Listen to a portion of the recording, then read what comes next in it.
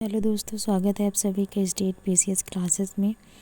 तो हम daily current affair के सेशन में हैं और आज हम बात करेंगे 24 जनवरी 2025 के करंट अफेयर का और इसके सभी इम्पोर्टेंट क्वेश्चन देखेंगे।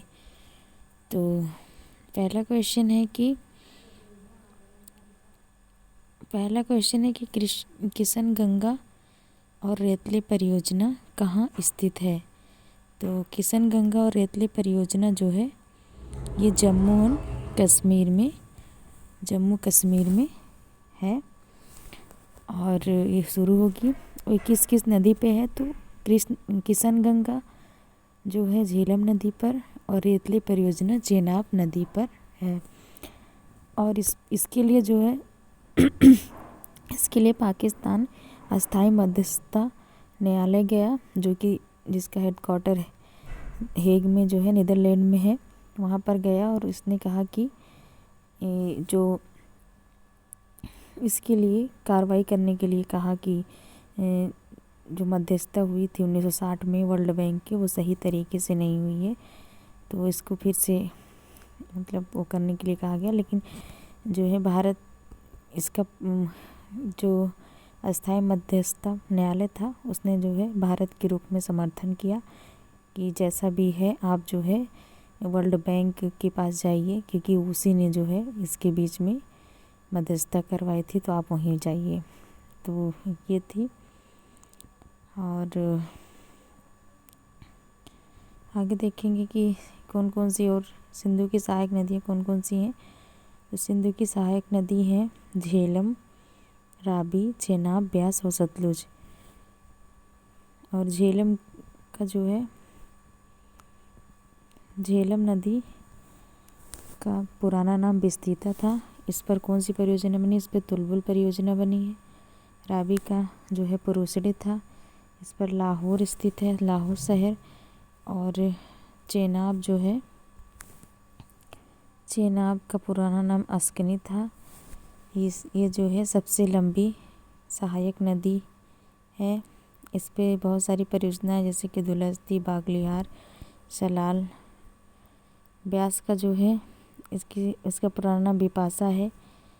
और इसकी कौन सी परियोजना है, पोंग बांध है। सतलुज जो है सिपकिला दर्रे से भारत में प्रवेश करती है। तो आगे बढ़ेंगे और नेक्स्ट क्वेश्चन देखेंगे। ग्लोबल फायर पावर इंडेक्स 2025 में भारत को कौन सा स्थान मिला है। तो ये जो है भारत को इसमें इस बार भी चौथा स्थान प्राप्त हुआ है और उस बार भी मतलब 2025 में भी चौथा स्थान प्राप्त हुआ था। और इसमें पाकिस्तान 12वें स्थान पर और अंतिम स्थान पर भूटान है 145। इसमें क्या होता है, इसमें देखा जाता है कि सेना किसकी कितनी मजबूत है। इस हिसाब से जो है ये ग्लोबल फायर इंडेक्स जो है पावर इंडेक्स जारी किया जाता है। आगे बढ़ेंगे और नेक्स्ट क्वेश्चन देखेंगे कि ग्लोबल डेटा की शीर्ष 25 वैश्विक बैंकों की सूची में किस भारतीय बैंक को शामिल किया गया है। तो इसमें भारतीय बैंक की 3 बैंकें हैं, HDFC, ICICI और जो है SBI। विश्व की 25 बैंक को जो है इसमें शामिल किया गया है। भारत की 3 बैंक है और इसलिए ये बाजार पूंजीकरण के लिए है। और इसकी भारत की जो बैंक शामिल हुए इसकी रैंकिंग क्या क्या है विश्व में। तो HDFC की 13वीं रैंकिंग है, ICICI की जो है 19वीं रैंकिंग है, SBI की 24वीं रैंकिंग है। आगे बढ़ेंगे नेक्स्ट क्वेश्चन देखेंगे। नेक्स्ट क्वेश्चन है कि सुभाष चंद्र बोस आपदा प्रबंधन पुरस्कार 2025 के लिए किसे चुना गया है। तो ये जो है इनकोस को चुना गया, जो कि क्या है, भारतीय राष्ट्रीय महासागर सूचना सेवा है। यह जो है सुनामी चक्रवात के समय जो है सूचना प्रदान करता है। और इसमें कितनी राशि दी जाती है, तो इसमें 51 लाख की राशि दी जाती है। स्थापना कब हुई थी इसकी इनकोस की, तो 1999 में हैदराबाद में इसका हेडक्वार्टर है। और इसमें जो है व्यक्तिगत तौर पे जो ये पुरस्कार दिया जाता है उसमें कितना रुपए मिलता है, तो इसमें जो है 5 लाख रुपए मिलता है। लेकिन इस समय व्यक्तिगत तौर पे जो है नहीं दिया जा रहा है। और ये कब से शुरू हुआ सुभाष चंद्र बोस आपदा प्रबंधन पुरस्कार, तो ये जो है 2019 से शुरू हुआ। आगे बढ़ेंगे और नेक्स्ट क्वेश्चन देखेंगे। नेक्स्ट क्वेश्चन है कि फीडे शतरंज 2025 विश्व कप का मेजबान कौन होगा। तो इसका मेजबान सेकेंड बार जो है भारत होगा। अक्टूबर से नवंबर के मध्य इसकी जो है मेजबानी करेगा। और पहली बार कब हुआ था, तो पहली बार 2002 में हैदराबाद में इसका जो है अध्यक्षता की थी। और इसमें जो है कौन विजेता बना था, तो भारत के जो है विश्वनाथ आनंद जी विजेता बने थे। और ये पहले भारतीय हैं जो कि 5 बार इसमें विश्व विजेता रहे हैं।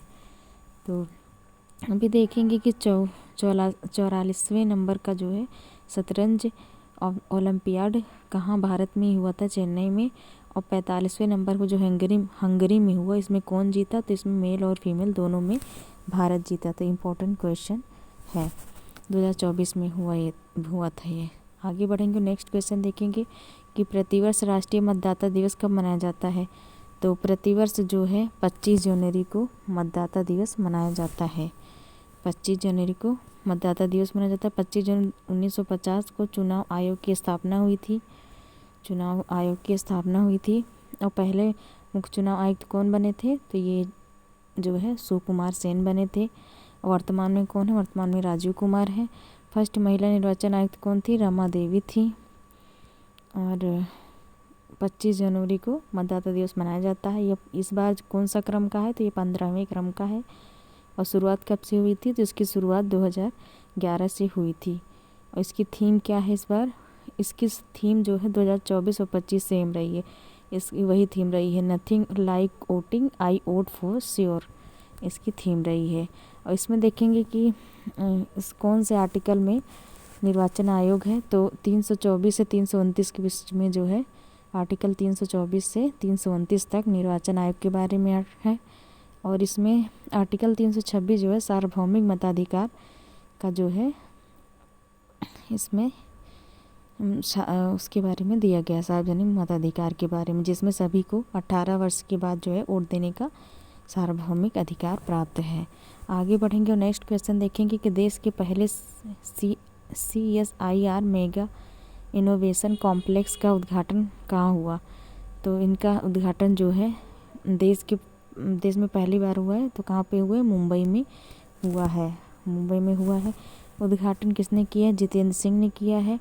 और इसका उद्देश्य क्या है, तो इसका उद्देश्य स्टार्टअप को बढ़ावा देना है। और देखेंगे CISR के बारे में, तो CSIR जो है 1942 में बना था। इसके हेड कौन होते हैं, तो प्रधानमंत्री जी इसके हेड होते हैं। आगे बढ़ेंगे और नेक्स्ट क्वेश्चन देखेंगे कि भारत का पहला एयर टैक्सी प्रोटोटाइप शून्य लॉन्च करने वाली एरोस्पेस स्टार्टअप सरलता एविएशन का मुख्यालय कहाँ है। तो इसका मुख्यालय जो है बेंगलुरु में है। और जो है ये क्यों बनाया गया, तो ये जो है ट्रैफिक समस्या को दूर करेगा और टाइम और मनी को भी दूर करेगा, क्योंकि ये जो है बहुत कम लोगों को 6 से 7 लोगों को बिठा कर लेके चलेगा। और ये पूरी तरह से इलेक्ट्रिक होगा, इसीलिए इससे जो है कोई भी इमिशन नहीं होगा जिससे पॉल्यूशन हो। तो इसको इसीलिए इसका नाम शून्य रखा गया है। आगे बढ़ेंगे, नेक्स्ट क्वेश्चन देखेंगे कि स्वामित्व योजना के तहत संपत्ति कार्ड वितरित करने वाला पूर्वोत्तर का पहला राज्य कौन सा है।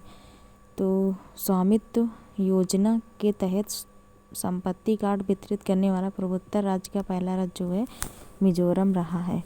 और स्वामित्व योजना कब शुरू की गई, तो ये जो है 24 अप्रैल 2020 से शुरू की गई। आगे बढ़ेंगे और नेक्स्ट क्वेश्चन देखेंगे। लास्ट क्वेश्चन है कि पोंग साउ दर्रा जो है अंतर्राष्ट्रीय महोत्सव 2025 कहाँ हुआ। तो ये अरुणाचल प्रदेश में हुआ, भारत और म्यांमार के मध्य में। और कौन सी पहाड़ी है, तो पटकाई पहाड़ी है। आगे बढ़ेंगे और देखेंगे कि किसने शुरू किया। तो इसके जो यहाँ के CM है पेमा खांडू, उन्होंने शुरू किया। जापानी सेना और मित्र सेना के मध्य संघर्ष के स्थान पर जो है सेकेंड वर्ल्ड वॉर के समय मतलब यहीं पे पोंग साउ दर्रा के पास में जो है जापानी सेना और मित्र सेना के मध्य संघर्ष हुआ था। और इसमें से यहीं पे देखें कौन कौन सा दर्रा है। तो बोमडिला दर्रा है, दीफू दर्रा है, यांग्याप दर्रा है, यहाँ की आप दर्र से ब्रह्मपुत्र नदी जो है भारत में प्रवेश करती है। ये सब अरुणाचल प्रदेश में है। तो आप सभी को वीडियो कैसी लगी प्लीज़ कमेंट करके बताइए, और जो है चैनल को शेयर और सब्सक्राइब करिए। और जो है आप लोग ऐसे ही अपना प्यार बनाए रखिए। Thank you so much.